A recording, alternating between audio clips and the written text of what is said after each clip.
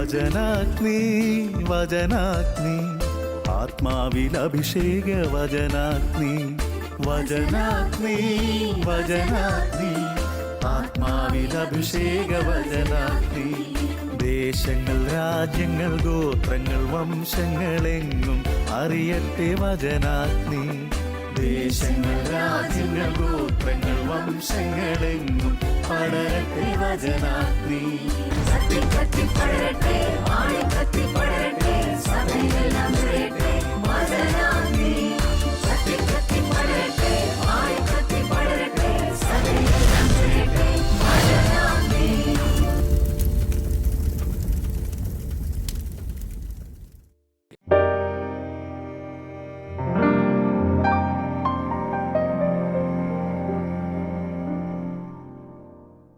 യേശുക്രിസ്തുവിൽ എത്രയും സ്നേഹം നിറഞ്ഞ എൻ്റെ പ്രിയപ്പെട്ട സഹോദരി സഹോദരന്മാരെ, ഈ പുതുവർഷത്തിൽ ദൈവത്തിൻ്റെ വലിയൊരു അഭിഷേകം നിങ്ങൾക്ക് നൽകപ്പെടട്ടെ എന്ന് ഞാൻ പ്രാർത്ഥിക്കുകയാണ്.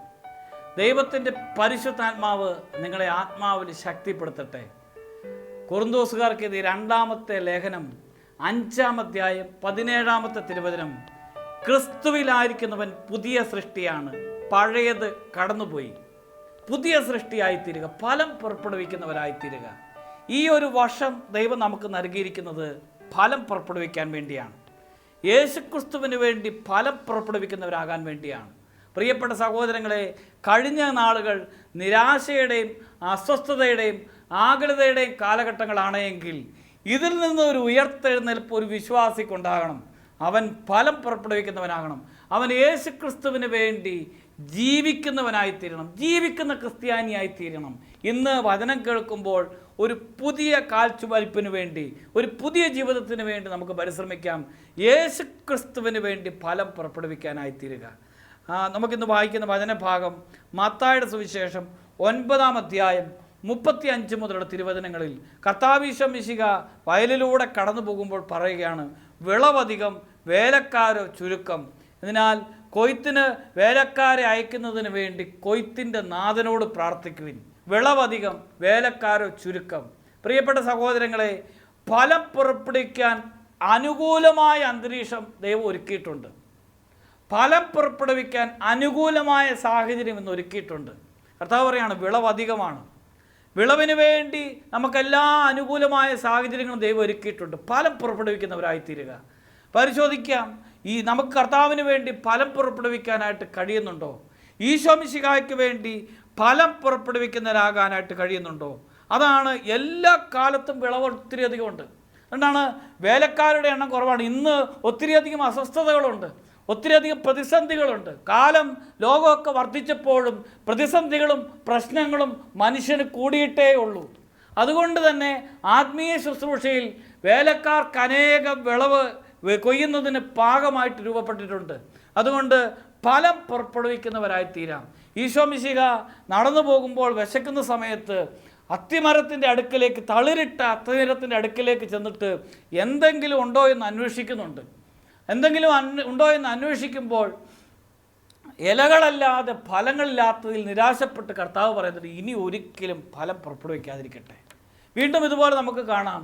വീണ്ടും അത്തിമരം അല്ലെങ്കിൽ മരം നശിപ്പിക്കുന്നതിനെക്കുറിച്ച് പറയുമ്പോൾ ഈ വർഷവും കൂടെ അതിൻ്റെ ചുവട് കളച്ച് വളവിടാം, ഇനി ഫലം പുറപ്പെടുവിക്കുന്നില്ല എങ്കിൽ അത് വെട്ടിക്കളയാം. പ്രിയപ്പെട്ട സഹോദരങ്ങളെ, ഫലം പുറപ്പെടുവിക്കേണ്ട കാലഘട്ടം തന്നെയാണ്. പ്രാർത്ഥിക്കേണ്ട കാലഘട്ടമാണ്, സാക്ഷ്യം വഹിക്കേണ്ട കാലഘട്ടമാണ്, വിശുദ്ധരാകേണ്ട കാലഘട്ടമാണ്. ഈ കാലഘട്ടങ്ങളിൽ തിരിച്ചറിഞ്ഞ് വിശുദ്ധരാകാനായിട്ട് കഴിഞ്ഞില്ല എങ്കിൽ ദൈവം നമ്മളെ വെട്ടിക്കളയും, ദൈവം നമ്മളെ ഉപേക്ഷിച്ച് കളയും. അതുകൊണ്ട് ഫലം പുറപ്പെടുവിക്കുവാനുള്ള അനുകൂലമായ അന്തരീക്ഷത്തെ നമുക്ക് തിരിച്ചറിയുവാനായിട്ട് കഴിയണം. ഓരോ പാപിയുടെ മുമ്പിൽ കർത്താവ് വിശന്നു നിൽക്കുന്നുണ്ട്, അവൻ ഫലം പുറപ്പെടുവിക്കാൻ. ഈ ഭൂമിയിൽ ഓരോ പാപിയുടെ മുമ്പിൽ കർത്താവ് വിശക്കുന്നവനായിട്ട് വരുന്നുണ്ട്. സമരിയാക്കാരി സ്ത്രീയുടെ മുമ്പിൽ കർത്താവ് വിശന്നു. കർത്താവ് വിശന്നത് അവൾക്ക് ഭക്ഷണം കൊടുക്കുക, അവളുടെ ആത്മീയ ജീവിതത്തിന് വേണ്ടിയാണ് വിശന്നത്. ശിഷ്യന്മാരെ എല്ലാം 12 ശിഷ്യന്മാരെ നമ്മൾ പരിശോധിച്ച് നോക്കണം. ഈശോ വിശന്നു കഴിഞ്ഞപ്പോൾ 12 ശിഷ്യന്മാരെയും ഭക്ഷണം വാങ്ങിക്കാനായിട്ട് വിട്ടു, ആരെയും കൂടെ നിർത്തിയില്ല. അപ്പോഴാണ് ഈ സമരിയക്കാരി സ്ത്രീ വരുന്നത്. അവളോട് കർത്താവ് സംസാരിക്കുകയാണ്, ഒരു എൻകൗണ്ടർ നടക്കുകയാണ്. അപ്പോൾ കർത്താവിൻ്റെ വിശപ്പ് മാറി. നമുക്കെല്ലാവർക്കും അറിയാം, ഇവൻ ഭക്ഷണം കഴിച്ചിരിക്കുമെന്ന് ശിഷ്യന്മാർ വിചാരിക്കുന്നുണ്ട്. യഥാർത്ഥത്തിൽ ഈ സമരിയാക്കാരി സ്ത്രീയുടെ ആത്മാവിനെ കർത്താവ് നേടാൻ വേണ്ടി വിശന്നു. വീണ്ടും കുഷ്ഠരോഗിയായ ശിമയോൻ്റെ ഭവനത്തിൽ കർത്താവ് ഇരിക്കുന്ന സമയത്താണ് അന്ന് അവിടെ പാപിനിയായ സ്ത്രീ വരുന്നത്. അവൾ കർത്താവിൻ്റെ കാൽച്ചുവട്ടിലിരുന്ന് കണ്ണുനീര് കൊണ്ട് പാദം കഴുകി, തലമുടി കൊണ്ട് തുടച്ചു, ചുംബിച്ചു. അപ്പോഴും ഒരു ഭക്ഷണത്തിൻ്റെ അന്തരീക്ഷമുണ്ട്. കുഷ്ഠരോഗിയായ ശിമയോൻ്റെ വീട്ടിലെ ഭക്ഷണത്തെ സ്നേഹിച്ചിട്ടല്ല കർത്താവ് അവിടെ ഇരുന്നത്, ഈ പാപിനിയുടെ ആത്മാവിനെ തേടിയാണ്. വീണ്ടും സക്കേവൂസിൻ്റെ ഭവനത്തിലേക്ക് മുകളിലേക്ക് നോക്കിയിട്ട് സക്കേവൂസിനോട് പറയും, നീ വേഗം വാ, എനിക്ക് നിൻ്റെ വീട്ടിൽ വരണം. സക്കേവൂസിൻ്റെ വീട്ടിലെ ഭക്ഷണത്തെ അല്ല കർത്താവ് സ്നേഹിച്ചത്, സക്കേവൂസ് എന്ന് പറഞ്ഞ വ്യക്തിയെയാണ്. വീണ്ടും നമുക്കെല്ലാവർക്കും അറിയാം, ചുങ്കം പിരിക്കുന്ന മത്തായിയുടെ അടുക്കിലേക്ക് പോയി. മത്തായിയുടെ അടുക്കിലേക്ക് മത്തായിയോട് പറയണം, എന്നെ അനുഗമിക്കാൻ പറയുകയാണ്. മത്തായി ഒരു വലിയ വിരുന്നൊരുക്കി ഈശോ മിശിഹായ്ക്ക് വേണ്ടി. പ്രിയപ്പെട്ട സഹോദരങ്ങളെ, ആ വിരുന്ന് ഈശോ ഭക്ഷിച്ച് തൃപ്തനാകാൻ വേണ്ടിയല്ല, അത് മത്തായിയുടെ ആത്മാവിനെ നേടിയെടുക്കാൻ വേണ്ടിയാണ്. അപ്പോൾ നമുക്കെല്ലാവർക്കും പരിശോധിച്ചാൽ അറിയാം, ബൈബിൾ പരിശോധിക്കുമ്പോൾ അറിയാം, ഈശോയ്ക്ക് വിശന്നത് ആത്മാക്കളെ നേടാൻ വേണ്ടിയാണ്. ഈശോയുടെ വിശപ്പ് ഓരോ ആത്മാവിനെ നേടാൻ വേണ്ടിയാണ്. പ്രിയപ്പെട്ട സഹോദരങ്ങളെ, ഇന്നും കർത്താവ് വിശക്കുന്നവനായി എൻ്റെ അടുക്കിലേക്ക് വരുന്നുണ്ട്. എൻ്റെ ജീവിതത്തിലും എൻ്റെ കുടുംബത്തിലും കർത്താവ് വിശന്ന് വരുന്നുണ്ട്. ആ വിശന്ന് വരുന്നത് നമ്മൾ ഉണ്ടാക്കുന്ന വിഭവസമൃദ്ധമായ ഭക്ഷണം കഴിക്കുന്നതിന് വേണ്ടിയല്ല, എൻ്റെ ആത്മാവിനെ നേടാൻ വേണ്ടിയാണ്. ഇന്നും എനിക്ക് ദൈവാനുഭവങ്ങൾ നൽകുന്നത് ഒരുപക്ഷേ ചില പ്രതിസന്ധികളിലൂടെ ആയിരിക്കാം, ചില അപകടങ്ങളിലൂടെ ആയിരിക്കാം, ചില തകർച്ചകളിലൂടെ ആയിരിക്കാം, സാമ്പത്തിക പിരിമുറുക്കങ്ങളിലൂടെ ആയിരിക്കാം, ഇതല്ലെങ്കിൽ നേർ പരാജയങ്ങളിലൂടെ ആയിരിക്കാം. ഈശോ എൻ്റെ അടുക്കിലേക്ക് വരുന്നതാണ് എന്ന് മനസ്സിലാക്കാൻ എത്ര പേർക്ക് കഴിയുന്നുണ്ട്? ഈശോ എൻ്റെ ആത്മാവിനെ നേടാൻ വേണ്ടി എൻ്റെ അടുക്കിലേക്ക് വരികയാണ്, എൻ്റെ ഭക്ഷണത്തിന് വേണ്ടിയല്ല, എനിക്ക് വേണ്ടി ദാഹിക്കുന്നു. അതാണ്, ആർക്കെങ്കിലും ദാഹിക്കുന്നെങ്കിൽ എൻ്റെ അടുക്കൽ വരട്ടെ. എന്നിൽ വിശ്വസിക്കുന്നവൻ്റെ അതരങ്ങളിൽ നിന്ന് വിശുദ്ധ ലിഖിതം പ്രസ്താവിക്കുന്നത് പോലെ ജീവജലത്തിൻ്റെ അരുവികൾ ഞാൻ ഒഴുക്കും. പ്രിയപ്പെട്ട സഹോദരങ്ങളെ, ഈശോയ്ക്ക് വേണ്ടി ആഗ്രഹിക്കുക, ദാഹിക്കുക, ജീവിക്കുന്നെങ്കിൽ. അതാണ് പൗലോസ്ലീഹ പറയുന്നത്, എനിക്ക് ജീവിതം കർത്താവിന് വേണ്ടിയാണ്, എനിക്ക് ജീവിതം ക്രിസ്തുവിലാണ്, എനിക്ക് ജീവിതം കർത്താവിന് വേണ്ടിയാണ്, ജീവിക്കുന്നത് കർത്താവിന് വേണ്ടി തന്നെ. അപ്പസ്തോല പ്രവർത്തനം 20-ാമത്തെ അധ്യായത്തിൽ പൗലോസ്ലീഹ ചുറ്റുമുള്ള ശിഷ്യന്മാരെയും ജനത്തെ നോക്കി പറയുകയാണ്, ഞാനിതാ ജെറുസലേമിലേക്ക് പോവുകയാണ്, അവിടെ എന്നെ കാത്തിരിക്കുന്നത് കാരാഗ്രഹങ്ങളും പീഡനങ്ങളുമാണ്. പക്ഷേ ഭയമില്ല, കാരണം യേശുക്രിസ്തുവിന് വേണ്ടി മരിക്കാൻ തയ്യാറായ വ്യക്തിക്ക് കാരാഗ്രഹം എന്തിന് ഭയപ്പെടണം? യേശുക്രിസ്തുവിന് വേണ്ടി ബലിയായി തീരാൻ ആഗ്രഹിക്കുന്നതിന് പീഡനങ്ങൾ എന്തിന് ഭയപ്പെടണം? പ്രിയപ്പെട്ട സഹോദരങ്ങളെ, കഴിഞ്ഞ കാലഘട്ടങ്ങളിലെ കൊറോണയും അതോടൊപ്പം തന്നെ സാമ്പത്തിക പ്രതിസന്ധിയും എല്ലാവരെയും അസ്വസ്ഥപ്പെടുത്തിയിട്ടുണ്ട്. പലരും ഭയപ്പെട്ടാണ് ഇപ്പോഴും ജീവിക്കുന്നത്. ക്രിസ്ത്യാനി എന്തിനാണ് ഭയപ്പെടുന്നത്? വിശ്വാസി എന്തിനാണ് ഭയപ്പെടുന്നത്? അതുകൊണ്ടാണ് ഞാൻ വചനത്തിൽ പറയുന്നുണ്ട്, സങ്കീർത്തകൻ പറയുകയാണ്, ഉറങ്ങുമ്പോഴും ഉണരുമ്പോഴും ഒക്കെ ദൈവത്തിൻ്റെ കരങ്ങളിലാണ്. സങ്കീർത്തനത്തിൽ നമ്മൾ വായിക്കുന്നുണ്ട്. 131-ാമത്തെ സങ്കീർത്തനം 2-ാമത്തെ വചനം, മാതാവിൻ്റെ മടിയിൽ ശാന്തനായി കിടക്കുന്ന ശിശുവിനെ പോലെ എന്ന പോലെ ഞാൻ എന്നെ തന്നെ ശാന്തനാക്കി. ശാന്തമായി ഉറങ്ങുന്ന ശിശുവിനെ പോലെയാണ് എൻ്റെ ആത്മാവ്. ശാന്തനായി ഉറങ്ങുന്ന ശിശുവിനെ പോലെയുള്ള ആത്മാവ് അത്രമാത്രം പ്രത്യാശയാണ്. ഈ ഭൂമിയിൽ ഒരു വിശ്വാസിക്ക്, വിശുദ്ധ ജീവിതം നയിക്കുന്ന വിശ്വാസിക്ക് എന്ത് സംഭവിച്ചാലും നാളെ ദൈവത്തിൻ്റെ കരങ്ങളിലാണ്. ഒന്ന്, ഈ ഭൂമി ജീവിക്കുമ്പോഴുള്ള ഏറ്റവും വലിയ ബോധ്യം അത് കർത്താവിൻ്റെ കരങ്ങളിലാണല്ലോ. മരിച്ചാലും കർത്താവിൻ്റെ കരങ്ങളിലാണ്, ജീവിച്ചാലും മരിച്ചാലും കർത്താവിൻ്റെ കരങ്ങളിലാണ്. അതുകൊണ്ടാണ് 1 കൊരിന്തോസ് 15:19 ഈ ലോക ജീവിതത്തിന് വേണ്ടി മാത്രം ക്രിസ്തുവിൽ പ്രത്യാശ വച്ചിരിക്കുന്നവരാണെങ്കിൽ നിങ്ങളെല്ലാ മനുഷ്യരെക്കാൾ നിർഭാഗ്യവാന്മാരായ മനുഷ്യരാണ്. പ്രിയപ്പെട്ട സഹോദരങ്ങളെ, ഈശോ മിശിഹായ്ക്ക് വേണ്ടിയല്ലേ ഒരു ക്രിസ്ത്യാനി ജീവിക്കേണ്ടത്? ഈശോ മിശിഹായെ തൃപ്തിപ്പെടുത്തിയല്ലേ ക്രിസ്ത്യാനി ജീവിക്കേണ്ടത്? 1 തിമോത്തിയോസ് 6:6 ഉള്ളത് കൊണ്ട് തൃപ്തിപ്പെടുന്നവന് ദൈവഭക്തി ഒരു നേട്ടമാണ്. ഈ ഭൂമിയിലേക്ക് ഒന്നും കൊണ്ടുവന്നിട്ടില്ല, ഇവിടെ നിന്ന് ഒന്നും കൊണ്ടുപോകാനായിട്ട് കഴിയുകയില്ല. ഭക്ഷണവും ജലവും വസ്ത്രവും ഒക്കെ ഉണ്ടെങ്കിൽ അത് മതി. പ്രിയപ്പെട്ട സഹോദരങ്ങളെ, ഒരു വിശ്വാസി തൃപ്തിപ്പെട്ട് ജീവിക്കേണ്ട പല അനുകൂലമായ സാഹചര്യങ്ങളുമുണ്ട്. അവനെന്തിനാണ് ഭൗതികമായ നേട്ടങ്ങൾ? അവനെന്തിനാണ് ഭൗതികമായ സമ്പത്ത്?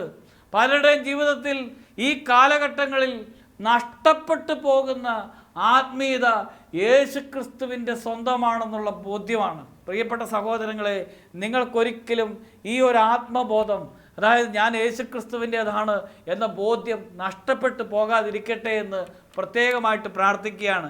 വീണ്ടും നമുക്ക് കാണുവാനായിട്ട് കഴിയും. കർത്താവ് ഈശോ മിശിഹ മത്തായിയുടെ സുവിശേഷം 21-ാമത്തെ അധ്യായത്തിൽ പറയുകയാണ്, നിങ്ങൾക്ക് മുമ്പേ ചുങ്കക്കാരും വേശ്യകളുമായിരിക്കും സ്വർഗരാജ്യത്തിൽ പ്രവേശിക്കുക. ഇപ്രകാരം പറയാൻ കാരണം, ഒരു വചനം കേട്ട് അനുതപിച്ചു, അവരതിൻ്റെ പാപങ്ങളെ ഓർത്ത് അനുതപിച്ചു, അവർ കണ്ണുനീരോടെ എളിമയോടുകൂടി ദൈവത്തിൻ്റെ മുമ്പിൽ വ്യാപരിച്ചു. അപ്പോൾ ദൈവം അവരുടെ പ്രാർത്ഥന കേട്ടു. അതുകൊണ്ടാണ് മത്തായിയുടെ സുവിശേഷം 22-ാമത്തെ അധ്യായം 1 മുതൽ 14 വരെയുള്ള തിരുവചനങ്ങളിൽ ഈ വിവാഹ വിരുന്നിൻ്റെ ഉപമയെക്കുറിച്ച് പറയുമ്പോൾ ക്ഷണിക്കപ്പെട്ടവർ അയോഗ്യരായിത്തീരുന്നുണ്ട്. 22-ാം അധ്യായം 3-ാമത്തെ വചനം, വിവാഹ വിരുന്നിന് ക്ഷണിക്കപ്പെട്ടവരെ വിളിക്കാൻ അവൻ ഭൃത്യന്മാരെ അയച്ചു, എന്നാൽ വരാൻ അവർ വിസമ്മതിച്ചു. വീണ്ടും അവൻ വേറെ ഭൃത്യന്മാരെ അയച്ചുകൊണ്ട് പറഞ്ഞു, ഇതാ വിരുന്ന് സജ്ജമായിരിക്കുന്നു, എൻ്റെ കാളകളെയും കൊഴുത്ത മൃഗങ്ങളെയും കൊന്ന് എല്ലാം തയ്യാറായി കഴിഞ്ഞു, വിവാഹ വിരുന്നിന് വരിക എന്ന് ക്ഷണിക്കപ്പെട്ടവരോട് ചെന്ന് പറയുവിൻ. എന്നാൽ ക്ഷണിക്കപ്പെട്ടവർ അത് വകവയ്ക്കാതെ ഒരുവൻ വയലിലേക്കും വേറൊരുവൻ വ്യാപാരത്തിന് പോയി കളഞ്ഞു. മറ്റൊരു ഭൃത്യന്മാർ പിടികൂടി അവരെ അപമാനിക്കുകയും വധിക്കുകയും ചെയ്തു. ഈ വിവാഹ വിരുന്നിൻ്റെ ശ്രേഷ്ഠത മനസ്സിലാക്കാൻ കഴിഞ്ഞിട്ടില്ല. പ്രിയപ്പെട്ട സഹോദരങ്ങളെ, ഇന്ന് ജീവിക്കുമ്പോൾ എത്ര പേർക്ക് ഈ നിത്യജീവിതത്തെക്കുറിച്ച് ബോധ്യമുണ്ട്? എല്ലാവർക്കും മരണമുണ്ടല്ലോ. പലരും മരിക്കുമ്പോഴും, എൻ്റെ വീടിൻ്റെ അടുത്തുള്ള എൻ്റെ സുഹൃത്തുക്കൾ, എൻ്റെ പ്രിയപ്പെട്ടവർ മരിക്കുമ്പോഴും എൻ്റെ ഒരു ബോധ്യം, എൻ്റെ ഒരു ചിന്ത, ഞാൻ മരിക്കുകയെന്നുള്ളതാണ്. പ്രിയപ്പെട്ട സഹോദരങ്ങളെ, എനിക്ക് നിങ്ങൾക്ക് മരണമുണ്ടെന്നുള്ള കാര്യം വ്യക്തമാണ്, നമുക്ക് എല്ലാവർക്കും അറിയാം. അതുകൊണ്ടാണ് ഈ നിത്യജീവിതത്തെക്കുറിച്ച്, ഈ വിവാഹ വിരുന്നിനെക്കുറിച്ച് അവർക്ക് ബോധ്യമില്ലാത്തത് കൊണ്ടാണ് വിവാഹ വിരുന്നിനേക്കാൾ വലുതാണ് വയലിലേക്ക് പോകുന്നത്, അല്ലെങ്കിൽ കാളകളെ നോക്കുന്നത്, ഇങ്ങനെ ഈ വ്യാപാരത്തിന് പോകുന്നത്, ഇതൊക്കെ വലുതായി കാണുന്നത് കൊണ്ട് പ്രിയപ്പെട്ട സഹോദരങ്ങളെ, ഈ വിവാഹ വിരുന്നിൻ്റെ ശ്രേഷ്ഠത മനസ്സിലാക്കാൻ കഴിഞ്ഞിട്ടില്ല. നിത്യജീവിതത്തെ ശ്രേഷ്ഠത, സ്വർഗത്തിൻ്റെ സന്തോഷം, നിത്യജീവിതം, അതിൻ്റെ ശ്രേഷ്ഠത മനസ്സിലാക്കാൻ പറ്റാത്തത് കൊണ്ടല്ലേ ഈ ഭൂമിയിലെ സന്തോഷങ്ങളിൽ ഒരു വിശ്വാസിയുടെ ഹൃദയം ഉടക്കിക്കിടക്കുന്നത്. അവനെ സംബന്ധിച്ചിടത്തോളം സമ്പത്താണ്, ഭൗതിക നേട്ടം, അല്ലെങ്കിൽ പ്രശസ്തിയാണ്, അല്ലെങ്കിൽ സമൂഹ മാധ്യമങ്ങളിലുള്ള അവരുടെ പങ്കാളിത്തം, അല്ലെങ്കിൽ അവർക്ക് ഉള്ള ആ നേട്ടമാണ് അവർ വലുതായിട്ട് കാണുന്നത്. ഒരു വിശ്വാസിയെ സംബന്ധിച്ചിടത്തോളം ഏറ്റവും വലുത് എന്ന് പറയുന്നത് ആ നിത്യജീവിത ചിന്തയല്ലേ, നിത്യജീവിതമല്ലേ, നിത്യജീവിതത്തിന് വേണ്ടി അധ്വാനിക്കുവാനായിട്ട് വിളിക്കപ്പെട്ടവരല്ലേ നമ്മളെല്ലാവരും. വീണ്ടും നമ്മൾ വായിക്കുന്നുണ്ട് ബാറൂക്കിൻ്റെ പുസ്തകത്തിൽ, ദൈവത്തിൽ നിന്ന് അകലാൻ കാണിച്ചതിൻ്റെ 10 ഇരട്ടി തീഷ്ണതയോടെ തിരിച്ചു വരണം. 4:28, ബാറൂക്ക് 4:28. 10 ഇരട്ടി തീഷ്ണതയോടുകൂടി തിരിച്ച്. കഴിഞ്ഞ വർഷം നിങ്ങളുടെ വിശ്വാസത്തിൽ എന്തെങ്കിലും കുറവ് വന്നിട്ടുണ്ടെങ്കിൽ, നിങ്ങളുടെ പ്രാർത്ഥനാ ജീവിതത്തിൽ ജപമാല മുടങ്ങിപ്പോയിട്ടുണ്ടെങ്കിൽ, അല്ലെങ്കിൽ വിശുദ്ധ കുർബാനയോടുള്ള തീഷ്ണത കുറഞ്ഞിട്ടുണ്ടെങ്കിൽ, സഭയോട് ഒരു സ്നേഹക്കുറവുണ്ടെങ്കിൽ, ഇതിലെല്ലാം ഒരു വർധനവ് ഈ കാലഘട്ടത്തിലുണ്ടാകണം. ദൈവം ഈ 2021 വർഷം നമുക്ക് നൽകിയിരിക്കുന്നത് വിശുദ്ധനാകാൻ വേണ്ടിയാണ്. ദൈവം 2021 എന്നൊരു വർഷം നമുക്ക് നൽകിയിരിക്കുന്നത് ഈ കാലഘട്ടങ്ങളിൽ മറ്റു മനുഷ്യരിൽ നിന്ന് വ്യത്യസ്തനായിത്തീരുന്നത് വഴിയായിട്ടാണ്. എങ്ങനെ? കർത്താവിലുള്ള വിശ്വാസത്തെ പ്രതി ശക്തരായിക്കൊണ്ട്, അങ്ങനെ മറ്റുള്ളവരിൽ നിന്ന് വ്യത്യസ്തനായിത്തീരുക. അത് യേശുക്രിസ്തുവിന് വേണ്ടി ജീവിച്ചുകൊണ്ടാണ്. പ്രിയപ്പെട്ട സഹോദരങ്ങളെ, അതുകൊണ്ടാണ് വചനത്തിൽ പറയുകയാണ്, മത്തായിയുടെ സുവിശേഷം 7-ാം അധ്യായം 21-ാമത്തെ തിരുവചനം, കർത്താവേ കർത്താവേ എന്ന് വിളിക്കുന്നവനല്ല, സ്വർഗസ്ഥനായ പിതാവിൻ്റെ ഇഷ്ടം നിറവേറ്റുന്നവനാണ് സ്വർഗരാജ്യത്തിൽ പ്രവേശിക്കുന്നത്. സ്വർഗസ്ഥനായ പിതാവിൻ്റെ ഇഷ്ടം നിറവേറ്റാനായിട്ട് കഴിയുക, ഈശോയുടെ ഇഷ്ടത്തിന് 1-ാം സ്ഥാനം കൊടുത്തുള്ള ജീവിതം. അതുകൊണ്ടാണ് വചനം പറയുകയാണ്, വീണ്ടും 22-ാമത്തെ വചനം, അന്ന് പലരും എന്നോട് ചോദിക്കും, കർത്താവേ കർത്താവേ, ഞങ്ങൾ നിൻ്റെ നാമത്തിൽ പ്രവചിക്കുകയും നിൻ്റെ നാമത്തിൽ പിശാചുക്കളെ പുറത്താക്കുകയും നിൻ്റെ നാമത്തിൽ നിരവധി അത്ഭുതങ്ങൾ പ്രവർത്തിക്കുകയും ചെയ്തില്ലേ? അപ്പോൾ ഞാൻ അവരോട് പറയും, നിങ്ങളെ ഞാൻ ഒരിക്കലും അറിഞ്ഞിട്ടില്ല, അനീതി പ്രവർത്തിക്കുന്നവരെ നിങ്ങൾ എന്നിൽ നിന്ന് അകന്നു പോകുവിൻ. പ്രിയപ്പെട്ട സഹോദരങ്ങളെ, മറ്റു ഭൗതികമായ കാര്യങ്ങളെക്കാൾ ഉപരി യേശുക്രിസ്തുവിനെ അറിഞ്ഞ് ഒരു വിശ്വാസി ജീവിച്ചിട്ടുണ്ടെങ്കിൽ ആ വിശ്വാസിയെ യേശുക്രിസ്തു അറിയും. അതുകൊണ്ടാണ് ദൈവം അറിയാതെ പോവുക, ദൈവം ഒരു വ്യക്തിയെ തിരിച്ചറിയാതെ പോവുക.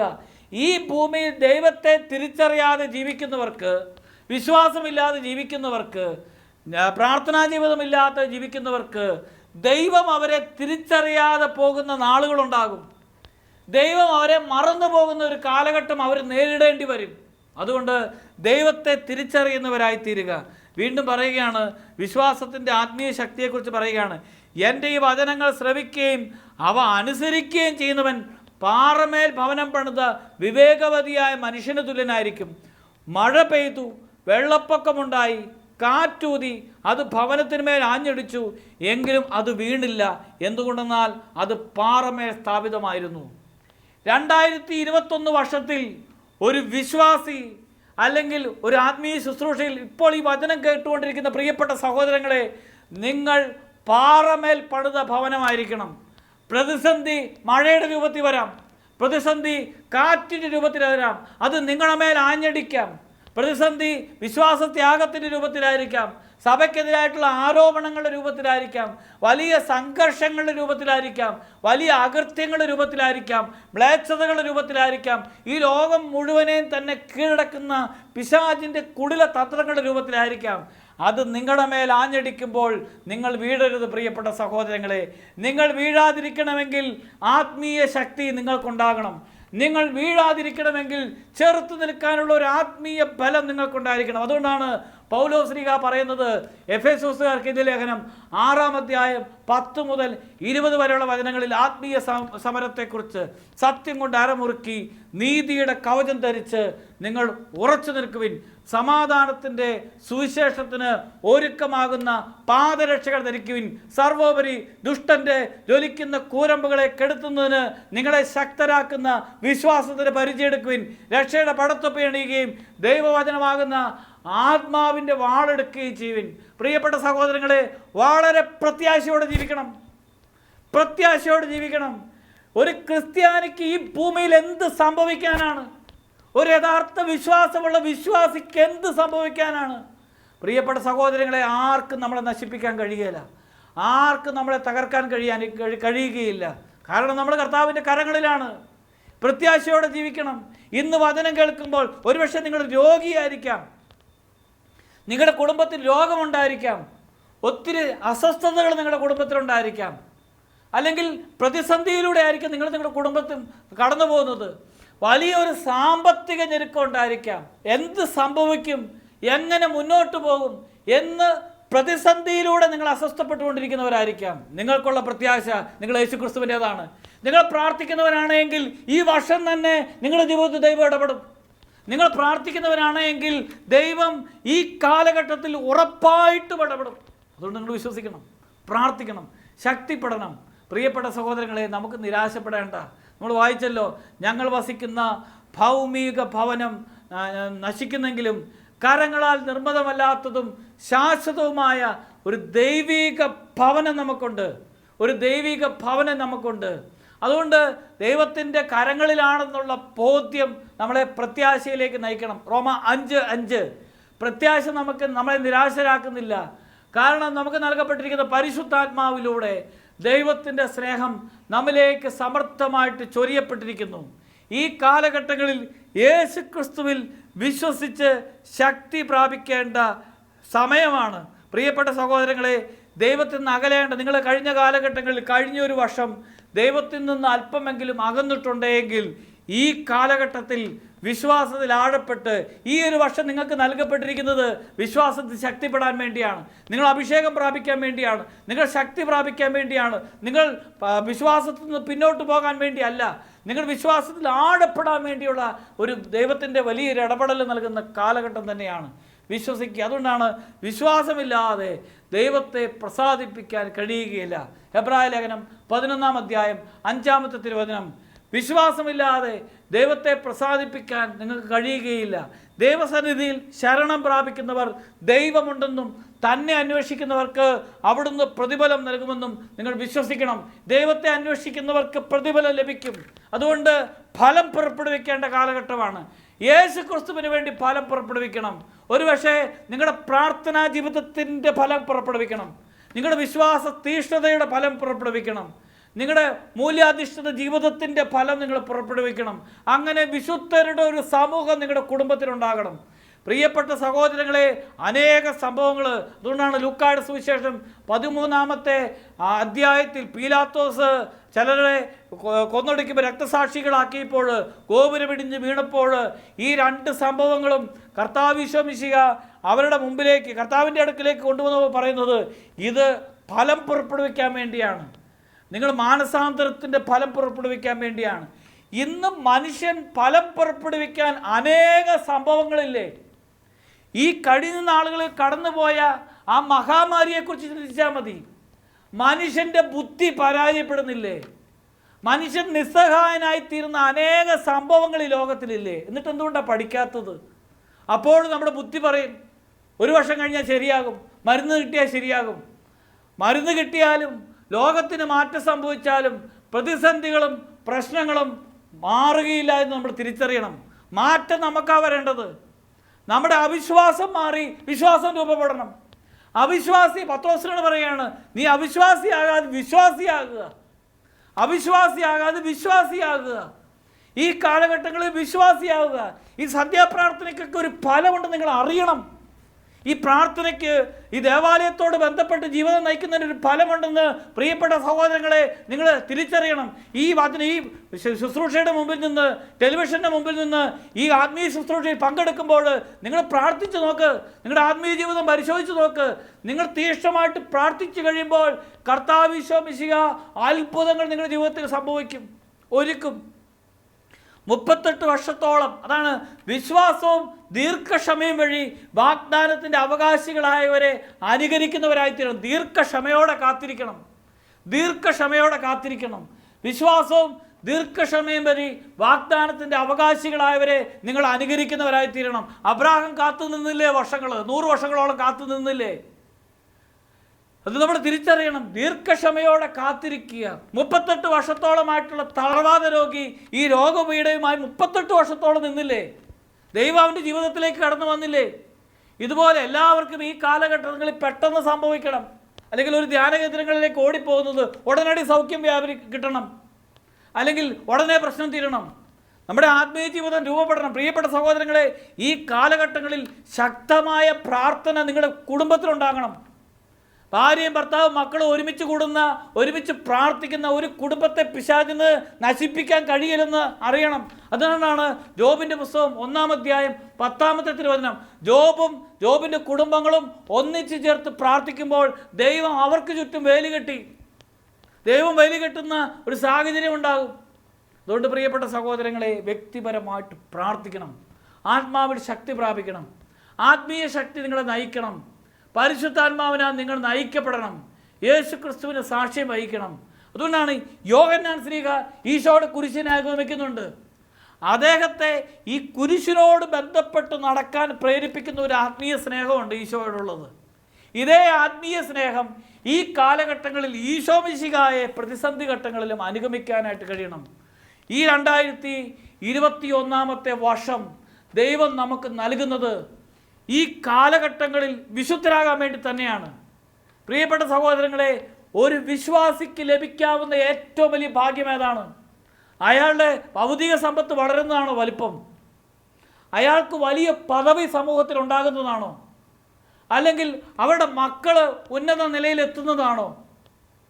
അവരുടെ കൃഷിയിടങ്ങളിൽ നല്ല വിളവുണ്ടാകുന്നതാണോ? അവരുടെ കടബാധ്യതയെല്ലാം മാറി നല്ല ഡിപ്പോസിറ്റ് ഉണ്ടാകുന്നതാണോ? അതൊന്നുമല്ല.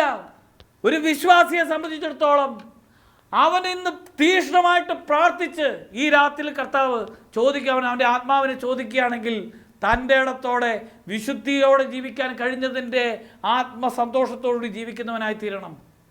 അതുകൊണ്ട് പ്രിയപ്പെട്ട സഹോദരങ്ങളെ, ആത്മീയ ജീവിതത്തിൻ്റെ ശക്തി നിങ്ങളെ നയിക്കണം, ആത്മീയ ജീവിതത്തിൻ്റെ അഭിഷേകം നിങ്ങളെ നയിക്കണം. അതുകൊണ്ട് ഈ 2021 വർഷം ഈശോ മിശിഹ എനിക്കും നിങ്ങൾക്ക് നൽകിയിരിക്കുന്നത് ഒരു വിശുദ്ധനാകാൻ വേണ്ടി തന്നെയാണ്. അതുകൊണ്ട് കഴിഞ്ഞ കാലഘട്ടങ്ങളിലെ നിരാശയുടെ ജീവിതം മാറിക്കേ, നിങ്ങളൊന്ന് പ്രാർത്ഥിക്കാൻ തുടങ്ങിക്കേ, നിങ്ങളുടെ വീട്ടുകളിലിരുന്ന് ശക്തിയോടെ ഒന്ന് ജപമാലകൾ ചൊല്ലിക്കേ, അല്ലെങ്കിൽ ദേവാലയത്തിൽ പോയി തീക്ഷ്ണമായി വിശുദ്ധ കുർബാനയിൽ പങ്കെടുത്തേ, പ്രാർത്ഥിച്ച് ഉപവസിച്ച് പരിത്യാഗമെടുത്തേ.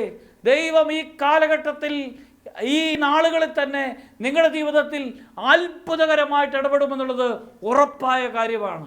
ആ ബോധ്യത്തോടുകൂടി, ആ വിശ്വാസത്തോടുകൂടി തന്നെ ജീവിക്കാം. ഈ വർഷം നിങ്ങൾക്ക് അനുഗ്രഹപ്രദമായിട്ട് തീരണമെങ്കിൽ നിങ്ങൾ കർത്താവിന് വേണ്ടി ജീവിക്കണം.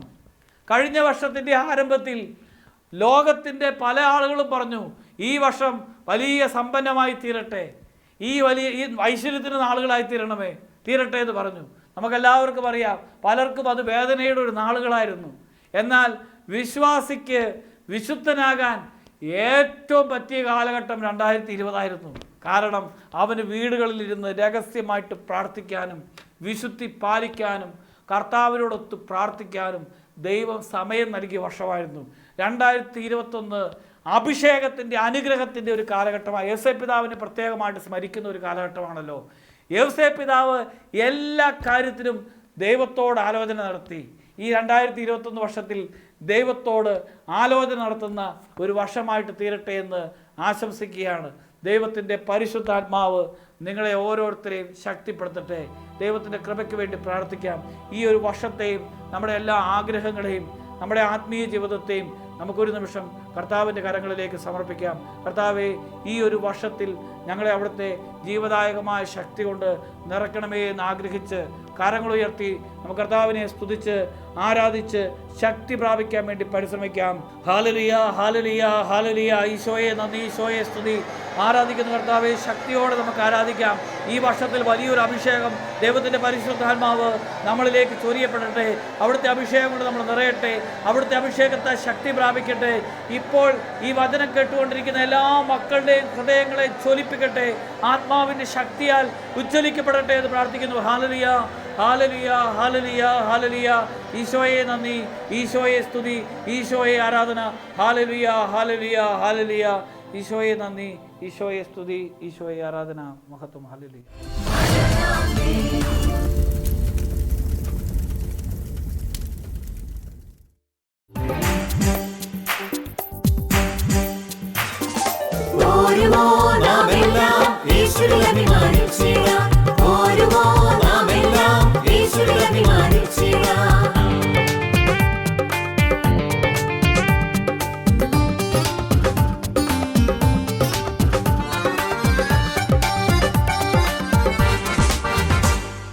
നമ്മുടെ നാഥൻ ഒലിവുമലയിൽ അന്ന് നൽകിയ മിഷൻ ദൂത് തലമുറ തലമുറ കൈമാറി കെടാതെ ഞങ്ങൾ ഘോഷിക്കും, കെടാതെ ഞങ്ങൾ ഘോഷിക്കും.